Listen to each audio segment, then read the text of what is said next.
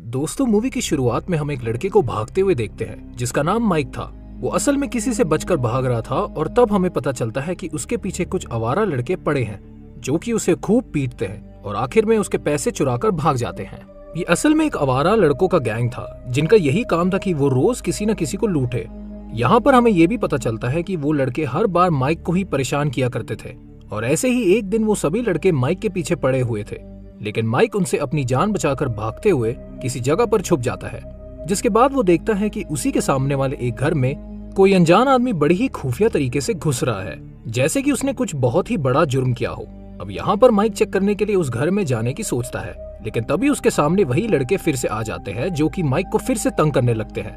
अब देखते ही देखते उस घर में एक बड़ा धमाका हो जाता है जिसकी वजह से पूरे घर में आग लग जाती है और इस बात की वजह से वो लुटेरे लड़के वहां से भाग जाते हैं। अब उस एक्सप्लोजन के बाद उस घर से वो आदमी बाहर निकलता है जिसे माइक देख लेता है और ना चाहते हुए भी वो उसका पीछा करने लगता है। यहाँ पर हमें ये भी पता चलता है कि वो आदमी असल में एक कॉन्ट्रैक्ट किलर था जो कि पैसों के लिए लोगों का कत्ल किया करता था। अब माइक यहाँ पर कई दिनों तक उस आदमी का पीछा करने लगता है और उसके खिलाफ सबूत इकट्ठा करने लगता है। ऐसे ही कई दिन बीत जाते हैं और एक दिन माइक उस आदमी के घर पर पहुंच जाता है जहाँ पर वो उसे अपने कैमरा में उसके खिलाफ जमा किए हुए कुछ वीडियोस और फोटोज दिखाने लगता है, जिसे देखकर वो आदमी बहुत ही ज्यादा डर जाता है और वो तुरंत माइक को अपने घर के अंदर खींच लेता है और उसे बहुत पीटने लगता है। यहाँ पर माइक उस किलर को बताता है कि अगर तुमने मुझे जान से मार दिया तो फिर कुछ समय में तुम्हारे ये वीडियोस पुलिस तक पहुंच जाएंगे और फिर तुम उनसे नहीं बच पाओगे। वो किलर काफी ज्यादा डर जाता है और माइक को छोड़ देता है क्योंकि उसे पता चल चुका था कि माइक काफी ज्यादा इंटेलिजेंट है और वो उसे फंसाने की कोशिश कर रहा है।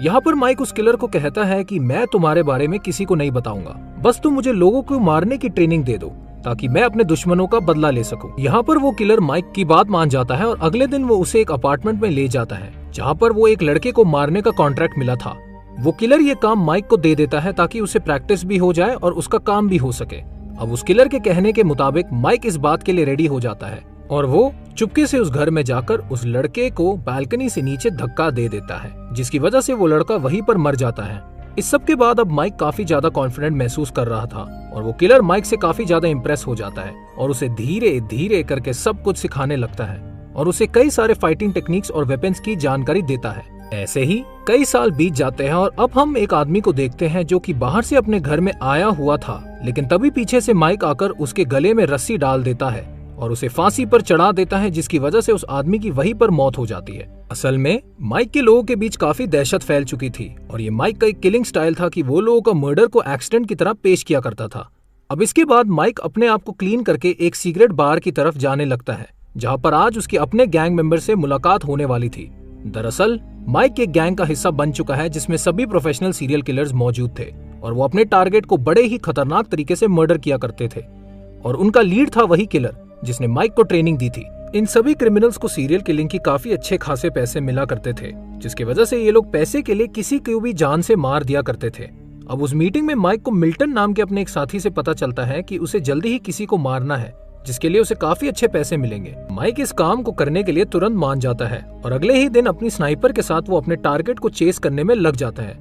माइक दूर से अपने टारगेट पर नजर रख रहा था और तभी वो एक कार को आते हुए देख लेता है जिसके टायर पर वो अपनी स्नाइपर से शूट कर देता है और इस वजह से वो कार सीधे इम्बैलेंस होकर उसके टारगेट को हिट करती है, जिसकी वजह से वो शख्स वहीं पर कुचलकर मर जाता है। माइक अपने टारगेट को बड़ी ही शातिर तरीके से मार देता है। इसके बाद वो अपने घर पर आ जाता है और बॉक्सिंग की प्रैक्टिस करने लगता है। जिस वक्त उसे अपने साथी मिल्टन की कॉल आ जाती है और वो माइक से कहता है कि वो अपने टारगेट के पैसे अपने क्लाइंट से जाकर खुद लेकर आए, जिसे सुनकर माइक काफी ज्यादा हैरान हो जाता है, लेकिन फिर भी वो बिना कुछ सोचे समझे क्लाइंट से अपने पैसे लेने के लिए निकल पड़ता है। अब रास्ते में माइक अपनी बाइक को एक जगह पर रोक देता है जहाँ पर उसके सामने कोई आदमी आकर उसे गोलियों से शूट करने लगता है। हालांकि माइक को इसके बीच कोई गोली नहीं लगती और वो एक कार के पीछे छुपकर खुद को बचा लेता है। अब इसके बाद माइक उस आदमी को मारने लगता है जिसने उस पर हमला किया था और उन दोनों के बीच एक फाइट हो जाती है जिसके दौरान वो आदमी वहीं पर मर जाता है। माइक उस आदमी की डेड बॉडी को ठिकाने लगा देता है और उसे ऐसे दिखाता है कि जैसे ये कार एक्सीडेंट हो ना कि कोई मर्डर।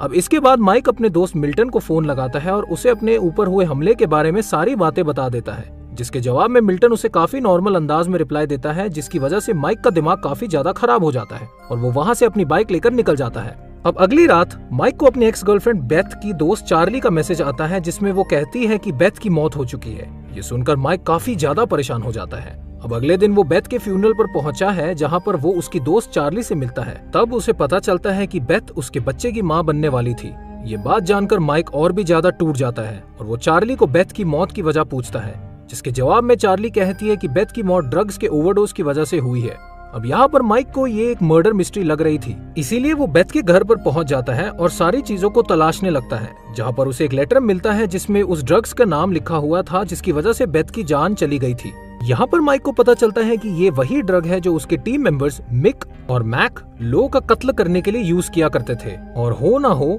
उन्होंने ही बेथ को भी मार दिया हो। अब माइक अपने उन दोनों टीम मेंबर्स के पास पहुंच जाता है और उन्हें इस कत्ले के बारे में पूछता है, जहां पर वो पहले तो माइक को सब कुछ बताने से इनकार कर देते हैं, जिसकी वजह से माइक और उनके बीच एक जोरदार लड़ाई हो जाती है। अब यहाँ पर माइक उन दोनों पर भारी पड़ रहा था, इसलिए वो दोनों डर के मारे माइक को बता देते हैं कि उन्हें किसी क्लाइंट ने ये कॉन्ट्रैक्ट दिया था, जिसके चलते उन्होंने बेथ का कत्ल किया, लेकिन उन्हें खुद उस क्लाइंट के बारे में कोई इन्फॉर्मेशन नहीं है। यहाँ पर माइक उस क्लाइंट को ढूंढने का फैसला करता है, इसीलिए वो और ज्यादा पूछताछ के लिए बेथ की दोस्त चार्ली के पास फिर से चला जाता है। लेकिन यहाँ पर माइक का एक टीम मेंबर क्लाइव वहाँ पर आ जाता है, जो कि चार्ली को मारने की कोशिश करता है। हालांकि माइक चार्ली को बचाने की पूरी कोशिश करता है और काफी ज्यादा छीना झपट्टी के बाद वो क्लाइव को उसी की कुल्हाड़ी से मार देता है। मरने से पहले माइक क्लाइव से उस इंसान का नाम पूछने की कोशिश करता है जिसने उससे चार्ली को मारने का कॉन्ट्रैक्ट दिया था, लेकिन इससे पहले कि क्लाइव उसे कुछ बता पाता वो वहीं पर मर जाता है। इसके बाद माइक का सारा शक मिल्टन पर जाता है और वो सीधे वहाँ से मिल्टन के घर की तरफ निकल पड़ता है, जहाँ पर मिल्टन मसाज ले रहा था। यहाँ पहुंचकर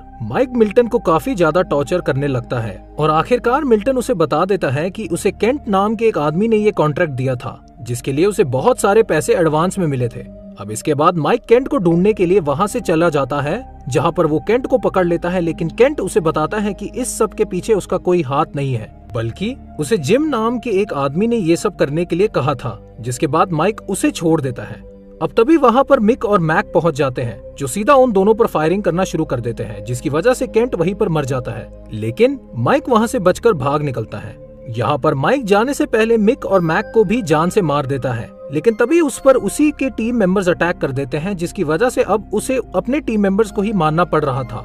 यहाँ पर माइक एक बहुत ही ज्यादा ट्रेन्ड मार्शल आर्टिस्ट और फाइटर था, जिसकी वजह से उसने एक एक करके अपने सभी साथियों को मार दिया और अब वो वहाँ से निकलकर सीधा जिम के घर जाने के लिए निकलता है। जब वो जिम के आलीशान घर में पहुंच जाता है, तब वो वहाँ पर अपने एक और टीम मेंबर जेन से मिलता है, जो कि जिम की प्रोटेक्शन कर रही थी। यहाँ पर माइक जेन को भी मारने लगता है और काफी ज्यादा लड़ने के बाद वो जेन को वहीं पर मार देता है। अब इसके बाद वो सीधा जिम के पास पहुंच जाता है और उसे बेथ को मारने की वजह पूछता है, जिसके जवाब में जिम उसे कहता है कि बेथ ने उसके काले कारनामों का पर्दाफाश किया था, के पास इस रिलेटेड के सारे सबूत मौजूद थे,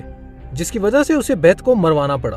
अब ये चीज सुनकर माइक को और भी ज्यादा गुस्सा आता है और वो एक तलवार से जिम की गर्दन काटकर धाड़ से अलग कर देता है, जिसकी वजह से जिम की मौके पर ही मौत हो जाती है।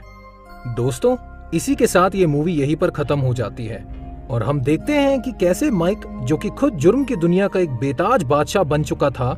उसे अंत में अपने ही टीम मेंबर्स को मारना पड़ रहा था, क्योंकि उन सभी ने उसके साथ गद्दारी की थी।